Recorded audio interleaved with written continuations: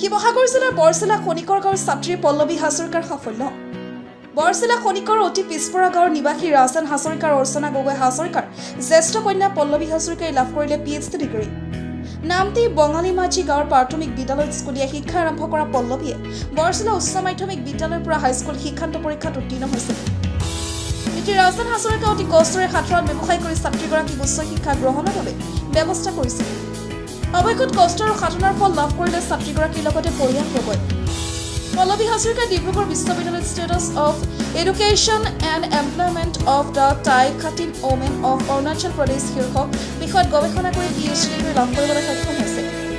ছাত্ৰীগৰাকীৰ এই সফলতা এতিয়া সমগ্ৰ অঞ্চলতে আনন্দৰ ছাঁ উঠিছে। গেলেকীৰ পৰা ৱাহিদ আলীৰ ৰিপৰ্ট, বিগ নিউজ। হয়, আজি এইটো আজি মোৰ কাৰণে এটা আনএক্সপেক্টেড এনভাইৰনমেণ্ট। মই ভবা নাছিলোঁ ইমান বেছি এনেকুৱাকৈ যে মোক আদৰণি জনাব। খুবেই ভাল লাগিছে। বিশেষকৈ আমাৰ যিটো অঞ্চল, আপোনালোকে হয়তো আহোঁতে মন কৰিছে, এইটো আমি অসমৰ 10টা পিছপৰা অঞ্চলৰ যদি ধৰোঁ তাৰ ভিতৰত হয়তো এটা অঞ্চলত আমাৰ অঞ্চলটো পৰিব। গতিকে এনেকুৱা এটা অঞ্চলৰ পৰা মই আজি মোৰ যিটো স্থানত আজি মই উপনীত হৈছোঁহি, এই ক্ষেত্ৰত মই আগবাঢ়ি যাওঁতে যথেষ্ট বিভিন্ন ধৰণৰ মই প্ৰত্যাহ্বানৰ সন্মুখীন হ'ব লগা হৈছিল। কিন্তু মই এটা কথা ক'বই লাগিব, মই এই অঞ্চলৰ পৰা গৈ আজি মই যিটো স্থানত উপনীত হৈছোঁগৈ তাৰ মই ধন্যবাদ জ্ঞাপন কৰিছোঁ।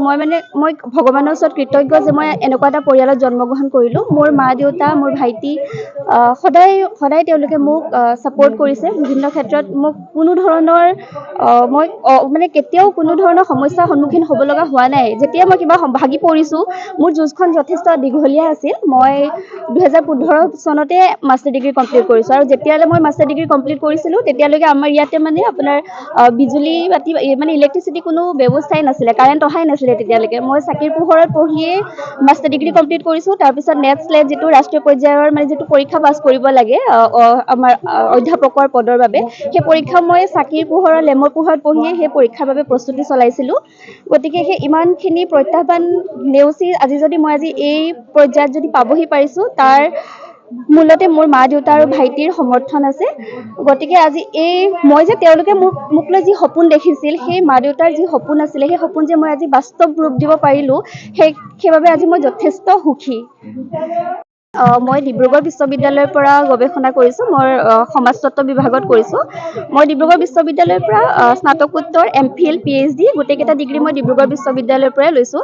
আৰু ইয়াৰ পাছতে মই ডিব্ৰুগড় বিশ্ববিদ্যালয়কো ধন্যবাদ জ্ঞাপন কৰিব খুজিম এইটো কাৰণে, ডিব্ৰুগড় বিশ্ববিদ্যালয়ৰ PhD এডমিশ্যনৰ যিটো ফিজ, সেই ফিজটো 2000 টকা নোহোৱা হ'লে মই কেতিয়াও PhD নিচিনা এটা ডিগ্ৰী কেতিয়াও মই ল'বগৈ নোৱাৰিলোহেঁতেন। মোৰ যিটো অৱস্থা আৰ্থিকভাৱে যিহেতু আমি যথেষ্ট দুৰ্বল, গতিকে এনেকুৱা এটা পৰিৱেশৰ পৰা ডিব্ৰুগড় বিশ্ববিদ্যালয়ে ফিজৰ যিটো তেওঁলোকৰ ফিজ ষ্ট্ৰাকচাৰ সেইটো কম হোৱাৰ বাবেহে মই PhD কৰিব পাৰিলোঁ। কাৰণ আমাৰ নিচিনা ছাত্ৰ ছাত্ৰীৰ কাৰণে 20,000 15,000 দি এডমিশ্যন লোৱাটোও কঠিন।